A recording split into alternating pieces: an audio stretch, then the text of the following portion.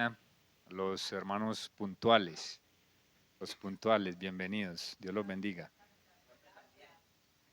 A los impuntuales no. Bueno, hoy vamos a continuar. Hoy terminamos con la ayuda del Señor este paso número 10. ¿Por qué sufrimos? Hace 8 días no tuvimos el discipulado, pero hace 15 días habíamos terminado con aquella historia, este cuento chino del granjero.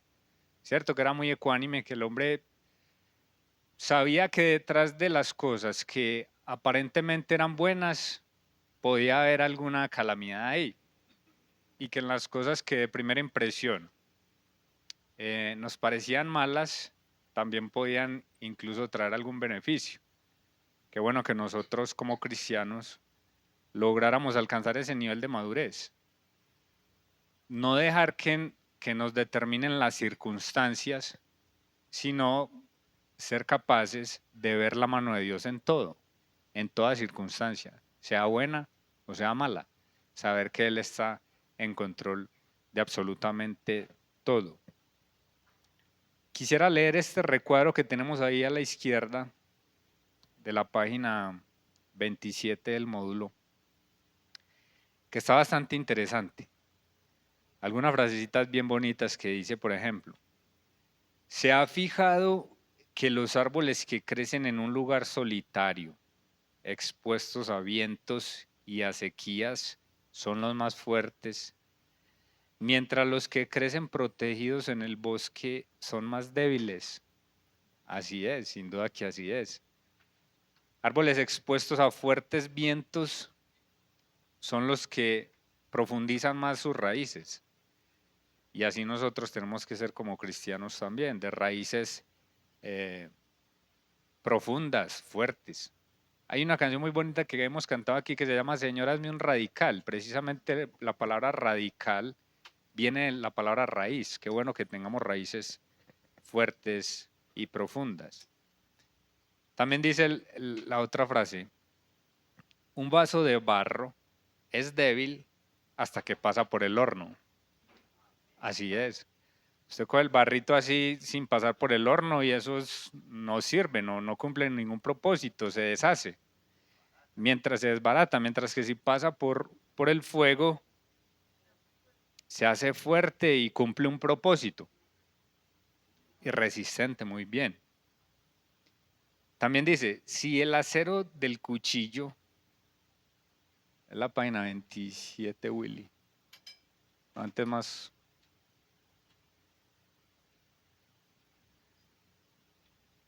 Si el acero del cuchillo, eso es de aquí, exacto. Si el acero del cuchillo no pasa por fuego, no tendrá temple. Faltará la dureza para mantener su filo. Ustedes han visto, así sea por videos, trabajar a un herrero. Coge hierro y lo pasa por el fuego y lo golpea duro. Es un proceso bastante difícil y nosotros somos así en las manos del Señor. Pero Él sabe cuánto podemos resistir. Él sabe cuánto podemos resistir. En estos días me veía el video de una persona que mirando el proceso pues del platero, porque también por allá en el libro de Oseas, si no estoy mal, creo que ella dice, no sé si ya se los había mencionado, si ya los mencioné me perdonan, lo repasamos. Se menciona lo del platero, que el platero, que dice el Señor allá que los pasará por fuego como se pasa la plata para la nación de Israel, pero también aplica para nosotros. Y esta persona se puso a investigar la labor del platero y es que el platero, cuando está trabajando la plata, él siempre está con los ojos puestos ahí, en la plata, en lo que está trabajando. Y es algo bien bonito si lo aplicamos a cuando el Señor nos está probando, saber que Él siempre nos está mirando. Bonito saber que Él siempre está ahí mirándonos. Y le preguntaron al platero, ¿cuándo sabe usted que ya está lista la plata para poder sacarla? Y el platero dijo, muy fácil, cuando yo vea mi reflejo ahí. Y es lo mismo que hace el Señor con nosotros, ¿o no? El Señor nos pasa por esas pruebas, es con el propósito de reflejar su carácter en nosotros, que nosotros reflejemos su carácter al mundo. Si el acero del cuchillo no pasa por fuego, no tendrá temple, faltará la dureza para mantener su filo. Un cuchillo que no es duro sirve para algo, no sirve para nada. Uno que usted coja y no corte nada, sino que se doble, lo bota uno. Esta yo creo que ahí faltó como un poquitico creo que hay como un error ortográfico ahí. Esa es una frase de C.S. Lewis.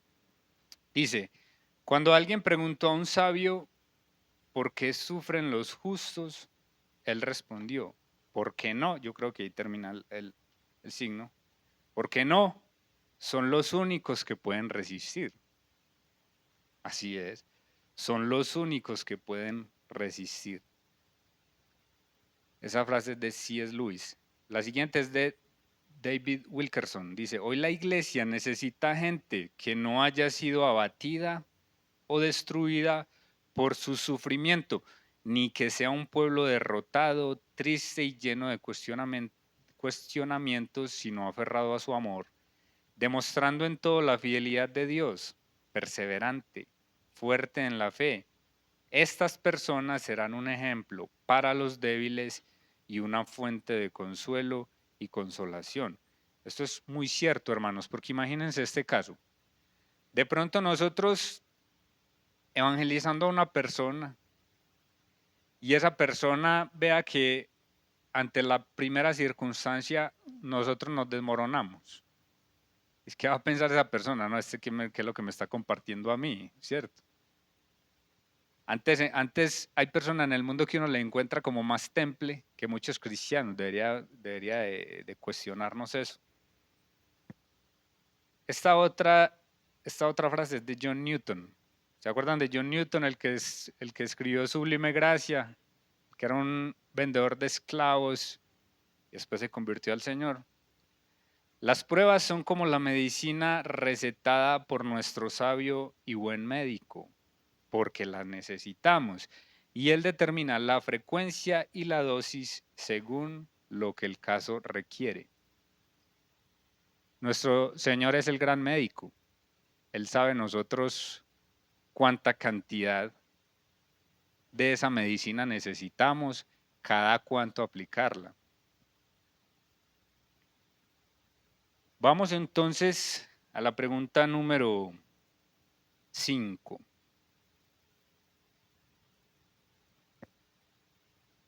Dice, el apóstol Pablo pudo hablar por experiencia propia sobre el sufrimiento.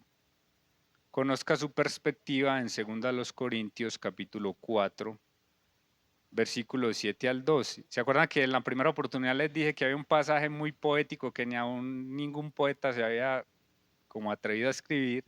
A este es al que yo me refería. Dios dio el tesoro del Evangelio a personas imperfectas. ¿Cuál es un propósito de estas debilidades? Vamos a leer esa porción de la Escritura, 2 Corintios capítulo 4, versículos 7 al 12. Está hablando el apóstol Pablo. Pero tenemos este tesoro en vasos de barro, para que la excelencia del poder sea de Dios y no de nosotros. ¿Qué estamos? Mire, estos dos versículos son tan preciosos, hermanos, a esto me refería. Que estamos atribulados en todo, mas no angustiados. En apuros, mas no desesperados. Perseguidos, mas no desamparados. Derribados, pero no destruidos. Llevando en el cuerpo siempre por todas partes la muerte de Jesús, para que también la vida de Jesús se manifieste en nuestros cuerpos. Porque nosotros que vivimos siempre estamos entregados a muerte por causa de Jesús, para que también la vida de Jesús se manifieste en nuestra carne mortal, de manera que la muerte actúa en nosotros y en vosotros la vida. Precioso pasaje, ¿o no? Es muy, muy hermoso ese pasaje, porque vemos a un apóstol Pablo que no niega la realidad nunca. ¿Se acuerdan que les había dicho que también una moda de la nueva era es decir, yo soy próspero, yo esto, yo, así usted esté viviendo en una casa de cartón, declare, yo soy próspero, yo... No, no puede negar la realidad.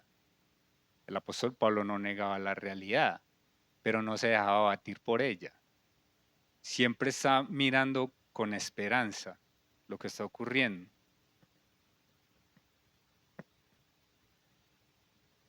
Quiero destacar primero la debilidad humana. ¿Se acuerdan que hace 8 días estuvimos hablando sobre Gedeón en la enseñanza?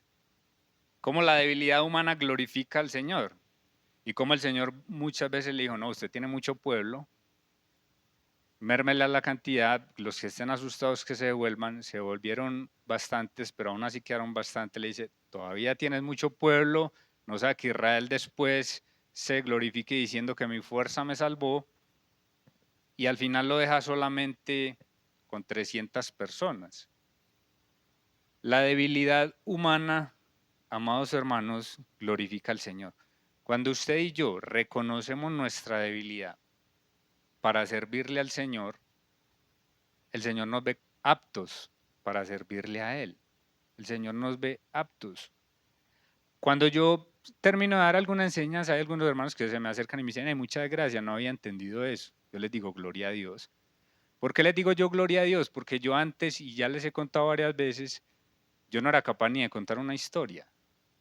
Yo no era capaz. Yo me enredaba, yo volvía a empezar, me adelantaba, y yo sé que yo no tenía el don de la palabra, de hablar. Ya luego cuando me convertí al Señor Jesucristo, el Señor me dio el don, a Él la gloria. ¿De qué me voy a jactar yo si yo sé que mío no es nada bueno? Nada. Y Dios se glorifica en esa debilidad humana. Cuando usted y yo reconocemos nuestra incapacidad, el Señor se glorifica. Ahí mismo en 2 Corintios, pero en el capítulo 3, versículo 5, también dice el apóstol Pablo, hablando pues del ministerio de él, dice, no que seamos competentes por nosotros mismos para pensar algo como de nosotros mismos, sino que nuestra competencia proviene de Dios. Pablo tenía muy claro que la habilidad que él tenía para compartir el evangelio, para enseñar, provenía del Señor. Y Pablo tenía cosas de qué jactarse. Tenía muchas. Desde el punto de vista humano, exacto. Tenía cosas de qué jactarse. Delante de los judíos, él mismo por ahí lo menciona, a los filipenses, hebreo de hebreos, en cuanto a la ley fariseo. Era un hombre demasiado estudioso. Tenía muchísimo conocimiento desde el punto de vista humano. Él era un académico. Dicen los estudiosos que él manejaba 3 idiomas, los 3 más hablados y quién sabe cuántos más.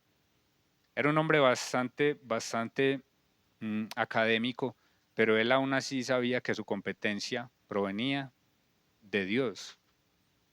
Debilidad humana trae la gloria al Señor. Entonces, según en esa pregunta número 5, ¿quién levanta la mano y responde según el versículo 7? ¿Cuál es un propósito en estas debilidades? Leamos otra vez el versículo 7 del capítulo 4 de 2 a los Corintios. Pero tenemos este tesoro en vasos de barro para que la excelencia del poder sea de Dios y no de nosotros. ¿Qué pusieron ahí?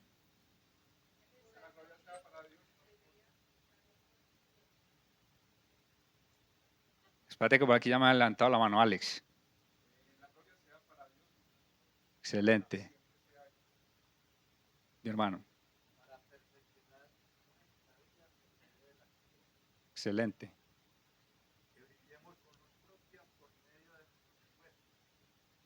Más que blues propia de la de él.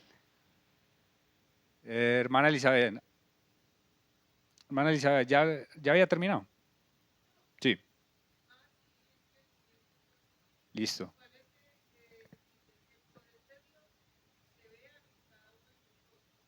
Excelente. Imer. En la pregunta número 5, el versículo 7.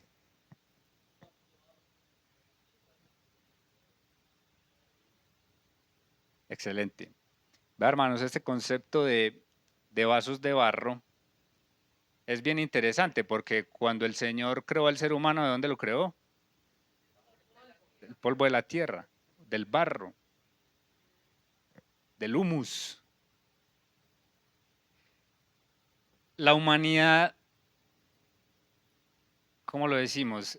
El ser humano siempre ha tenido la tendencia como a creerse mucho, porque claro, desde el punto de vista terrenal, si es el Señor, por decirlo así, del resto de las especies, pero tenemos esta tendencia a creernos ya dioses, con D minúscula, seres superiores, creernos seres superiores. Pero si hay algo frágil, amados hermanos, es el barro. Si hay algo frágil, amados hermanos, es la humanidad. Nosotros como seres humanos somos humildes. Recuerda que habíamos hablado de eso. Cuando reconocemos precisamente eso, los límites que tenemos. Los límites que tenemos es, por ejemplo, de acuerdo a la palabra del Señor, es que somos neblina, que sale por un tiempo y después se desvanece. Como la flor del campo, que sale 1 o 2 días y después se marchita. Como la hierba. Y así, la palabra de Dios nos compara con cosas efímeras. Porque sí, hermanos, nosotros hacemos un análisis de la historia y lo que nosotros hemos estado en el mundo es un tiempo sumamente corto. Que el mundo existía antes de nosotros y que seguirá existiendo después de nosotros. Somos barro, tenemos que reconocer eso.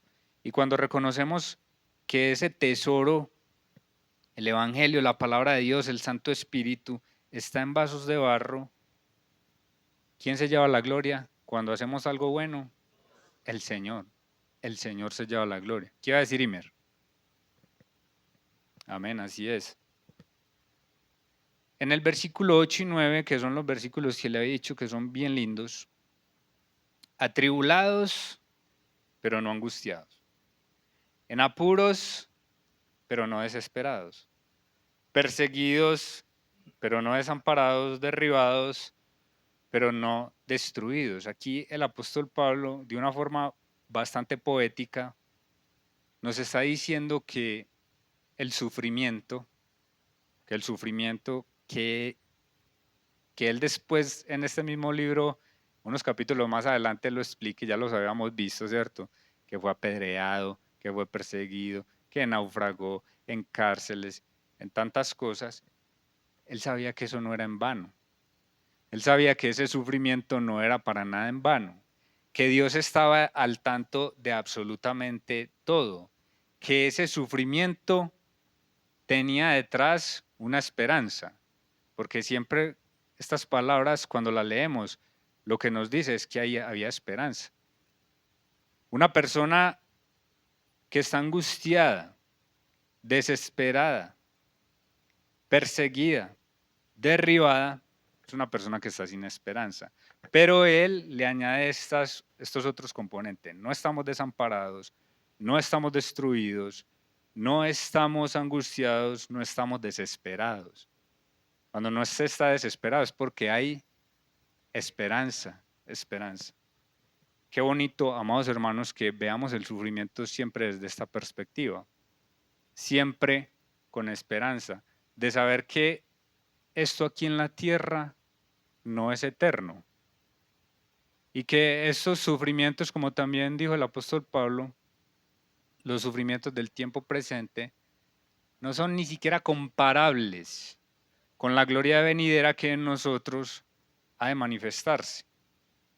No es en vano el sufrimiento del cristiano. ¿Qué actitud entonces, quién levanta la mano, expresa Pablo en los versículos 8 y 9? ¿Ya los Dari?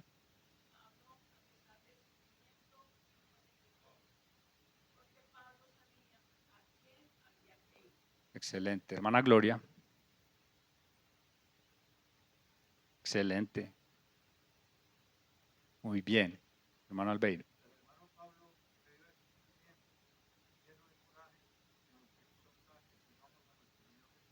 Así es, coraje, qué buena palabra. Oscar.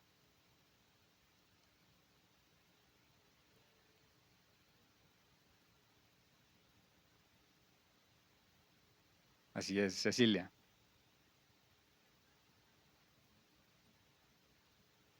Muy bien, Judy.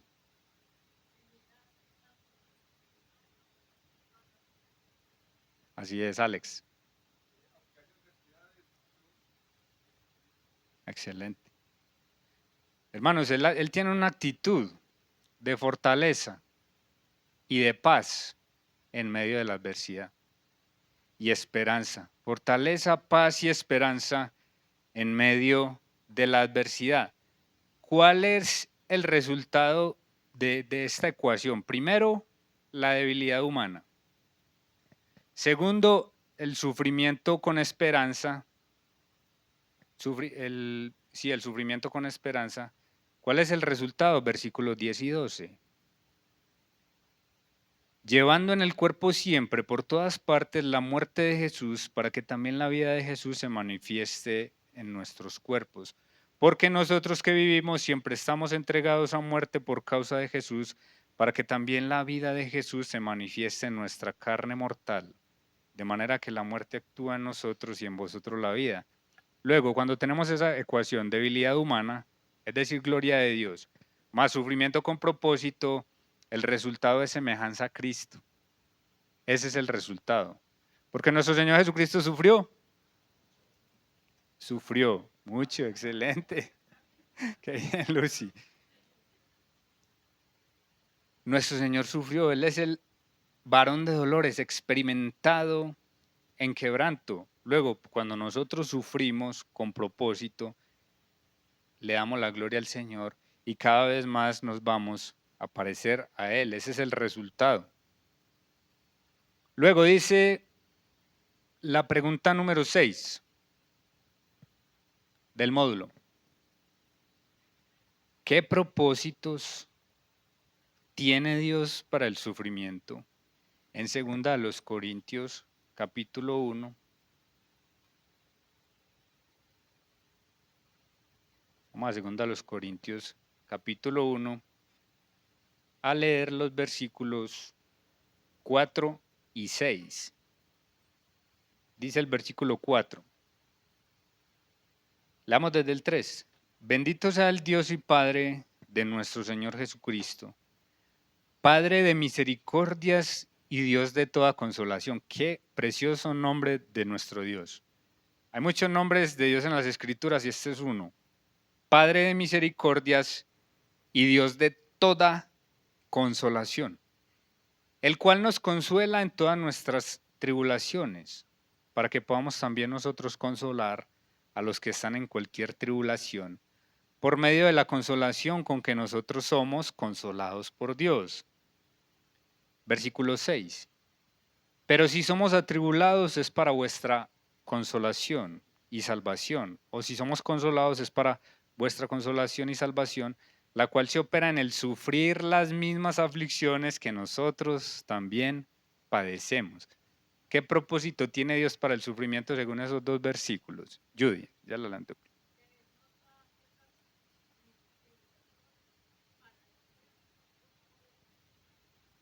Excelente, Alex. Excelente. Albeiro. Así es. La tía Loderes también había alzado la mano.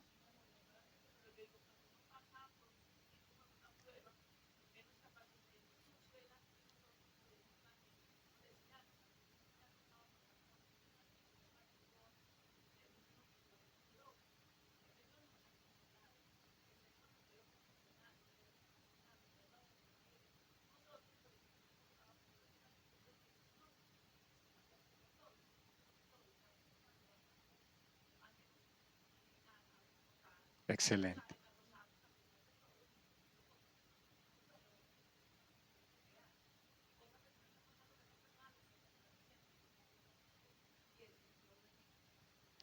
Así es, excelente. Qué gran ejemplo. Ve, hermano, nuestro Dios es tan precioso que Él nunca nos pide a nosotros hacer algo o hacer, no solamente hacer, sino ser algo que Él no sea o lo haga primero. ¿Sí me hago entender? Él no nos pide ser ni hacer algo que Él no sea o no lo haga primero. Cuando Dios nos dice, por ejemplo, que nosotros no mintamos, es porque no solo que Él no miente, sino que Él es la verdad. Es decir, de su propio carácter nace el mandamiento después. Y eso es bueno tenerlo claro. No es un Dios que está por allá lejano, como los tiranos de hoy en día, que simplemente mandan y después ellos no hacen lo que están mandando. O el papá que le dice a su hijo no beba, pero él es un borrachín. Exacto. Nuestro Dios no es así. Nuestro Dios lo que nos manda a hacer, Él lo hace. Y los que nos manda a ser, también Él lo es. Sed santos, ¿por qué? Porque yo soy santo. Así cuando el Señor nos capacita a nosotros, nos consuela, Él lo hace con dos propósitos. Uno, la consolación en sí misma para nosotros, pero dos, para que nosotros también aprendamos a consolar a otros. Él entonces los propósitos que tiene para el sufrimiento es consolados para consolar. Y también habla sobre la salvación. Y según los versículos 8 y 9, ¿qué dice? Porque hermanos, no queremos que ignoréis acerca de nuestra tribulación que nos sobrevino en Asia, pues fuimos abrumados sobremanera más allá de nuestras fuerzas, de tal modo que aún perdimos la esperanza de conservar la vida. Y uno se puede preguntar, pero Señor, si ellos están sirviéndote, están predicando el Evangelio, ¿cómo los expones así a la muerte? Pero el Señor tenía un propósito y estuvimos en nosotros mismos sentencia de muerte. ¿Para qué? Para que no confiásemos en nosotros mismos, sino en Dios que resucita a los muertos. Es decir, ellos en medio de esa aflicción, de una persecución al punto de la muerte, llegaron a tener la fe de decir, si el Señor permite que nos quiten la vida aquí, Él tiene el poder para resucitarnos.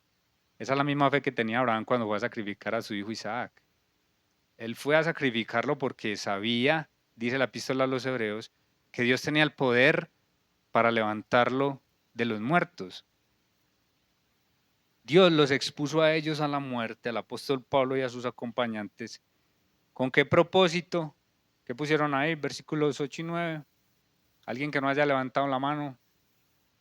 Tía Gloria.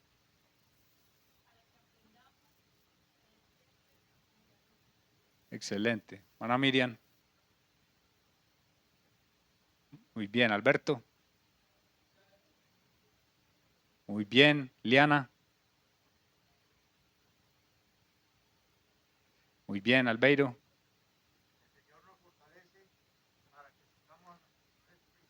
Así es. El propósito aquí, según estos...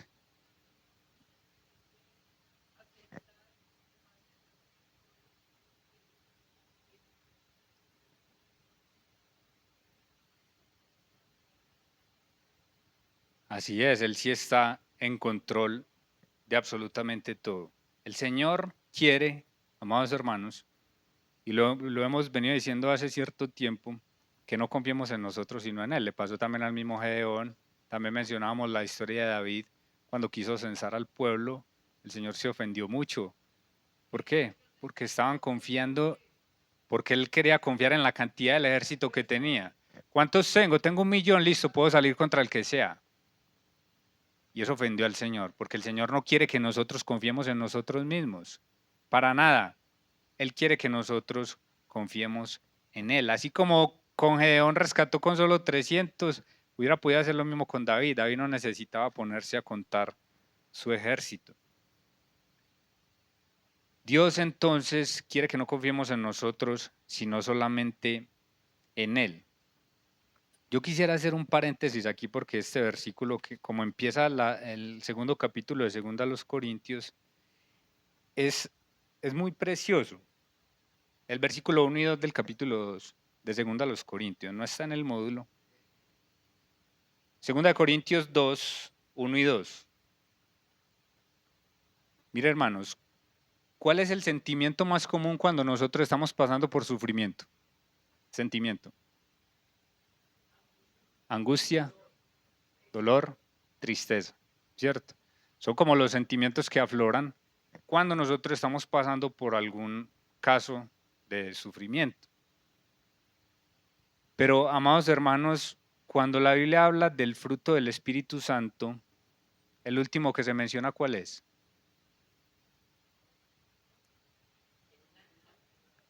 Templanza. Templanza, ¿cierto? Templanza es dominio propio. Y ese dominio propio incluye el dominio de las emociones. El dominio de las emociones. Lo natural en el mundo es que las emociones nos dominen. De hecho, al punto que hoy en día los psicólogos tienen trabajo así, psicólogos, psiquiatras, consejeros, tienen trabajo así, porque precisamente las personas se dejan dominar de las emociones. Aquí tenemos un ejemplo del apóstol Pablo.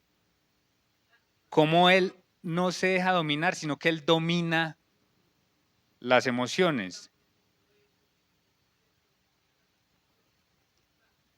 Exacto. Y si vos miras, por ejemplo, en el Antiguo Testamento, en los Salmos, eh, los salmistas le dan órdenes a su alma. Alma mía, reposa.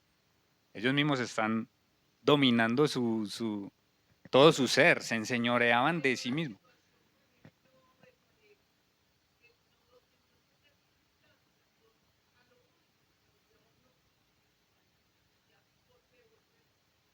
Así es. Leamos pues estos dos versículos. Esto pues determiné para conmigo. Luego estamos hablando de enseñorearse de uno mismo, determinación. No ir a vosotros con tristeza, porque si yo os contristo, ¿quién será luego el que me alegre sino aquel a quien yo contristé? Entonces el apóstol, aunque estaba sufriendo, aunque pasaba por muchas angustias, aunque tenía muchas tristezas, él dice, yo voy a ir a visitar a estos hermanos, pero resulta que si yo voy y visito a estos hermanos con esta tristeza que yo tengo, ¿qué voy a hacer? Se las voy a contagiar, se las voy a contagiar. Y yo antes necesito que ellos me alegren. Entonces él se propone, determina, toma decisiones, que tenemos que tener eso claro, la vida cristiana es de toma de decisiones, no de emociones ni de nada por el estilo, es de toma de decisiones de la voluntad. Yo determiné no ir a ustedes con tristeza. Creo que es bueno conocer esto para que cuando estemos pasando por sufrimiento no nos dejemos señorear por nuestras propias emociones. Cierro el paréntesis ahí. Pasemos a la pregunta número 7. ¿Este está atrasado? ¿Cómo es? Adelantado. Sí, 2 minuticos adelantados, 3. Pregunta número 7. Dice, algunos dicen, si Dios estuviera conmigo, no hubiera pasado esto. ¿Quién se le viene a la mente? Excelente, muy bien. A mí también cuando leí esto se me vinieron a la mente ya dos, ¿cierto? Cuando Marta y María, Evangelio según San Juan capítulo 11, Lázaro pues está muy enfermo y ellas le mandan a decir al Señor esta frase, ellas le dicen, Señor, he aquí el que amas está enfermo. No notan como algo de manipulación ahí. Ellas no dicen el que nosotros amamos, no, no. Ese que usted ama, póngale cuidado, está enfermo, le están metiendo presión ahí al hombre, ¿cierto? Están metiendo presión ahí al Señor. Hermanos, los hombres generalmente tienden a lograr sus objetivos por la fuerza. La mujer generalmente, no todas, por manipulación. Exacto, manipulando emociones o lo que sea. Aquí ellas utilizan estas palabras. El que amas está enfermo. Como quien dice, usted verá si va a dejar que pase algo con el que usted ama. Y luego el Señor está, ese capítulo es preciosísimo, el capítulo 11 del Evangelio según San Juan. El Señor sabe lo que está pasando. él se da cuenta de esto. Y dice la escritura que él cuando le llega este mensaje, él sale y se va, pero para otra parte, a cumplir con sus propósitos. Y ya luego después, cuando Lázaro muere, él les dice a él un versículo precioso que si no estoy mal creo que es 11:11. Juan capítulo 11, versículo 11, donde podemos ver dos atributos de Dios Todopoderoso. Exacto, un atributo que tiene Dios es la omnisciencia, todo lo sabe. Ahí tenemos al Señor Jesucristo, que en esa época no había Viper, ni WhatsApp, ni Facebook, ni nada. Nuestro amigo Lázaro duerme y sabemos por la escritura que la muerte de los creyentes se le dice dormir. Por un lado omnisciencia y por el otro la omnipotencia. ¿Más qué? Más voy para despertarla. Ahí tenemos la omnisciencia y la omnipotencia de Cristo demostrando su deidad. Pero en esa época tampoco habían transportes como hoy en día, que eso no es sino salir y coger un bus y llegamos de una, no. Esa época, si usted era rico, de pronto en burro o en caballo, pero el resto era a pie. Y se caminaban unas distancias largas al punto de que él llegó al día ¿qué? Al día cuarto de que él había muerto. Y lo primero que le dicen estas dos mujeres es, Señor, si hubieras estado aquí, nuestro hermano no habría muerto. Si hubieras estado aquí, nuestro hermano no habría muerto. Aún así, el Señor entonces después llora con ellas, ¿cierto? Después hace una oración y lo levanta él de los muertos, demostrando que Él no llega tarde nunca, que Él siempre llega a tiempo para cumplir con sus propósitos, no con los nuestros, con sus propósitos. Porque allá empezando el capítulo, Él dice, esta enfermedad no es para muerte, sino para que el Hijo del... Sí, creo que dice así, sino para que el Hijo del Hombre se glorifique, para que el Hijo de Dios sea glorificado por ella. El Señor tenía muy claro lo que estaba haciendo y todo lo que estaba pasando. Luego, creo que hemos podido ver a través de toda esta lección que el Señor siempre está con nosotros, siempre. Checho.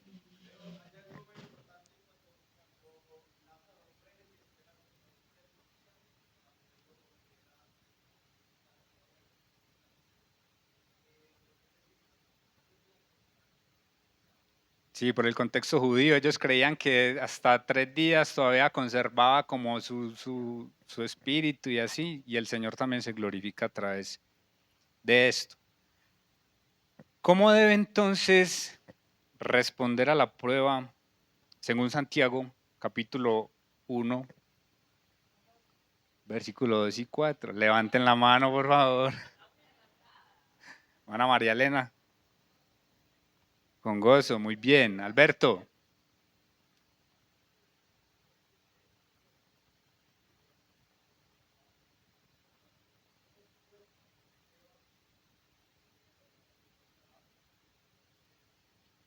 así es, Ceci,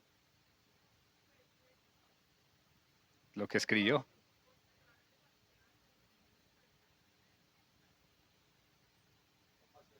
Con paciencia. Es que faltaba la otra partecita de... Ya me-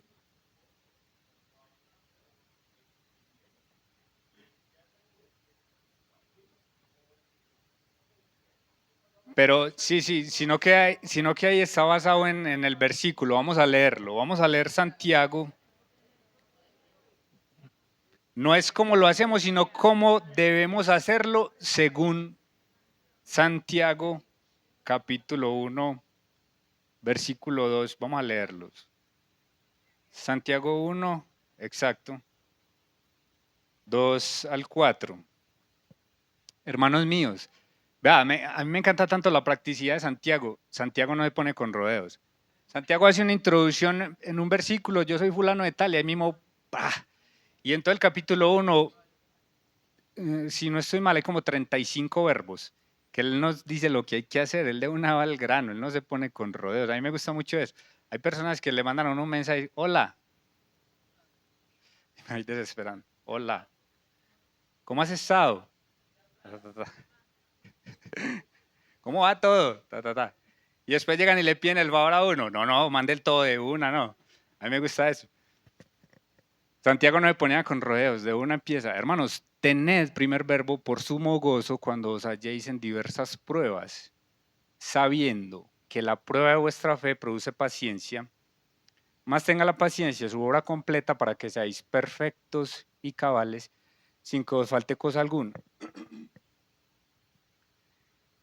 Tened por sumo gozo, eso es como venía, como lo dijo también Pedro, ¿se acuerdan? Que Pedro también decía, no se sorprendan cuando les venga una prueba, sino gozaos.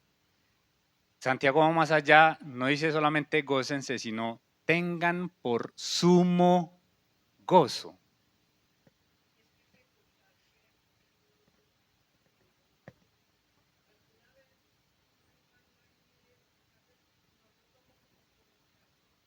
Exacto, exacto,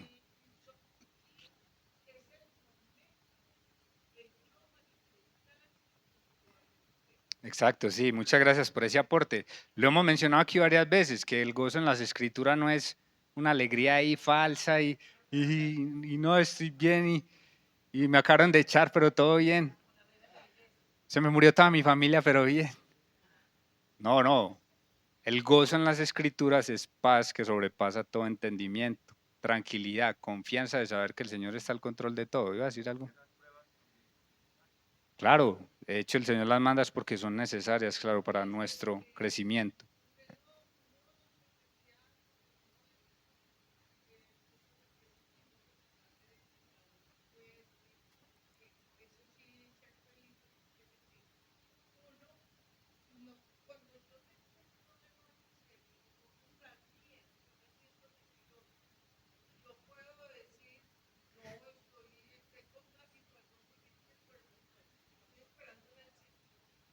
Sí, eso cada uno le dará manejo porque hay personas que, por ejemplo, uno dice bien porque uno dice dentro de lo que cabe estoy bien, aunque tengo mis problemas y, y porque de pronto no es la persona con la cual yo me quiero abrir y contarle todos los problemas que tengo.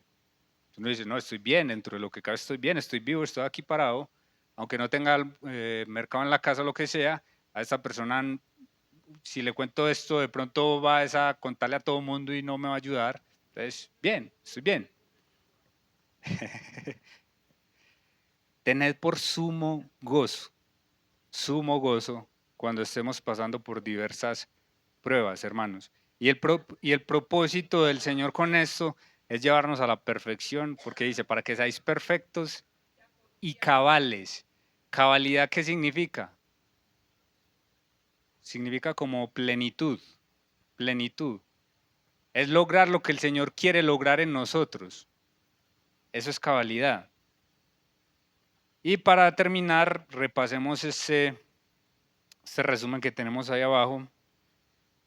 El sufrimiento no debe sorprendernos. Si Cristo y los apóstoles sufrieron, podemos esperar menos. Es que eso no le cae en la cabeza pues a un verdadero cristiano.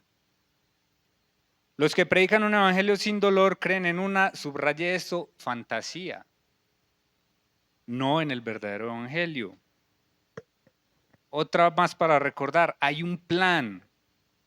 Todo nos ayuda a bien. Dios no nos abandona. Estamos en apuros, mas no desesperados, perseguidos, mas no desamparados. Tener esperanza.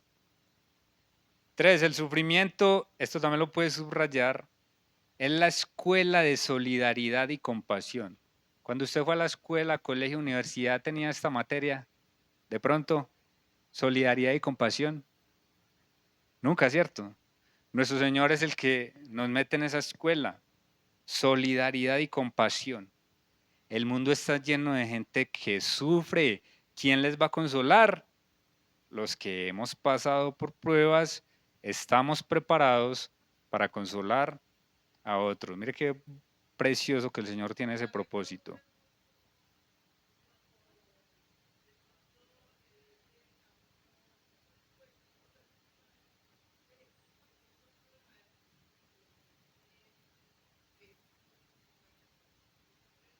Ah, bueno, sí, eso es. Eso ya no es consolación, sino más fácil chocante. Sí, hay muchas personas así. Usted va a contarle que lo mordió un perro. Ah, a mí me mordieron 3. Sí, sí, eso es molesto. Ojalá que nosotros no seamos así, que sepamos llevar la consolación de una forma correcta.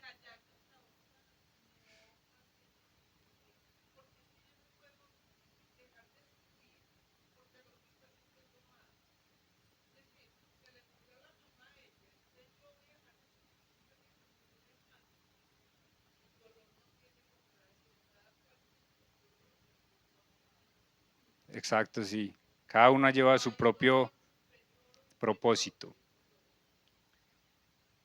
Nos enseña a depender de Dios y no de nosotros mismos el sufrimiento. También dice, el sufrimiento es una oportunidad para crecer, veámoslo siempre así. Nos perfecciona. Las pruebas nos enseñan cosas que no aprenderíamos de otra manera. Eso es muy cierto, hermanos, porque por ejemplo aquí estamos teniendo el discipulado, claro, y estamos aprendiendo la teoría, pero la práctica es muy diferente, ¿cierto? La práctica, una cosa es la teoría y otra la... que ya vamos a terminar, hermanita, para que ya se nos fue el tiempo. Puede ser una llamada de Dios para examinar su vida y arrepentirse. También hay que tener eso claro, que también puede ser una forma del Señor llamarle a uno la atención. Y dice, nuestra reacción a la prueba determinará si nos edificamos o nos hundimos en resentimiento, depresión y tristeza. Lady en la última oportunidad nos mencionaba a José. Yo no quería mencionarlo porque lo menciono mucho, pero es que es el ejemplo perfecto, ¿cierto? La historia de José es el ejemplo perfecto de que el sufrimiento en las manos de Dios tiene un propósito siempre. José no se dejó nunca hundir en resentimiento, depresión ya en la cárcel. Uy, espera que yo me devuelvo y yo cojo a mis hermanos uno por uno y los lanzo a un pozo uno por uno a ver cómo reaccionan. No, nunca, nunca se dejó él hundir por el resentimiento. Alto, ore sobre cada uno de ellos así. Señor, muéstreme si hay pecado que debo confesar. Me encomiendo a ti en esta prueba y me comprometo a seguir haciendo el bien. Rehúso, mire, determinaciones. Rehúso deprimirme o amargarme a causa de esta prueba. Que estos días sean como mi escuela de compasión. Espero recibir de ti consuelo para consolar a otros en el futuro. Amén. Que esa sea nuestra actitud ante el sufrimiento.